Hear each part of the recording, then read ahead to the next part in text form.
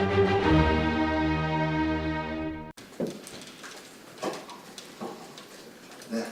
산불 관련해서 일단 우선적으로 목적 예비비 1조 8천억 우선 집행될 수 있도록 관련 상임위에서 꼼꼼히 살피겠습니다.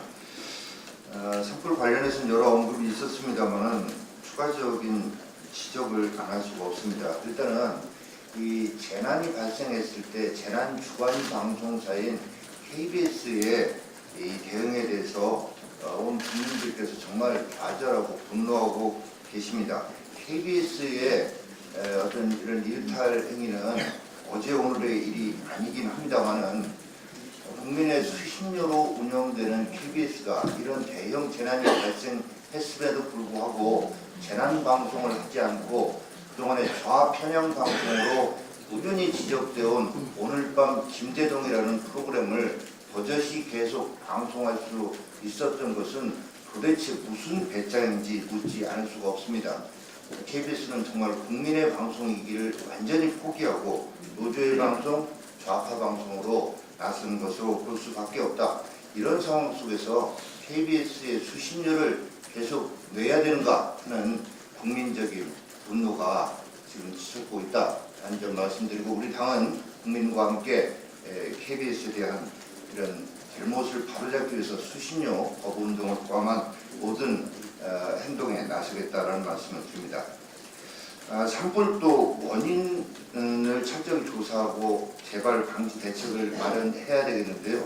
원인과 관련해서 이 한전의 예산 삭감이 원인이 돼서 이게 발생했다고 한다면 이것은 지금 청와대에서 또 여당에서 산불 대응에 대해서 자화자찬하고 있는 것과 정반대로 SNS를 중심으로서 우리 국민들은 결국은 문재인 대통령의 탈원전 정책과 태양광 정책 때문에 한전의 경영 수지가 악화됐고 무리하게 이런 예산을 삭감했다.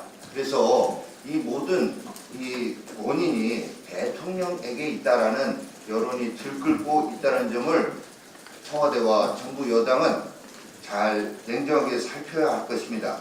대통령이 주도하는 소득 주도 성장 정책에 의해서 경제 재앙이 벌어지고 있고, 대통령이 주도하는 탈원전 정책과 태양광 정책으로 인해서 화재 재앙이 벌어지고 있습니다.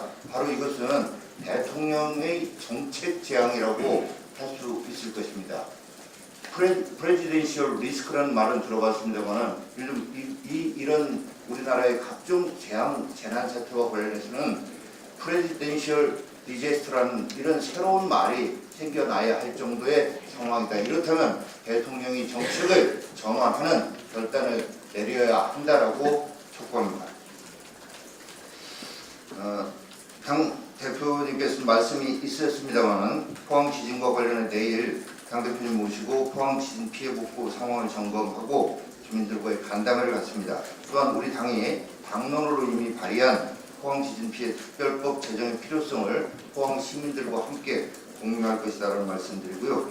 방금 말씀드린 KBS 헌법 파괴 저지 특위, 또 탈원전 저지 특위 등 5대 중점 특위를 중심으로 해서 현장 중심의 활동을 지금 계획하고 있고, 계획이 확정되는 대로 바로 현장 중심의 활동을 벌여 나가겠다는 말씀드립니다. 오늘부터 사실상 4월 임시국회 개회되는데 임시국회 개회 때 해야 될 일이 참으로 많습니다.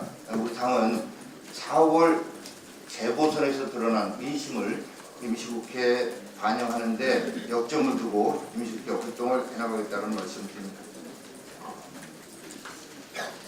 예, 그럼 지금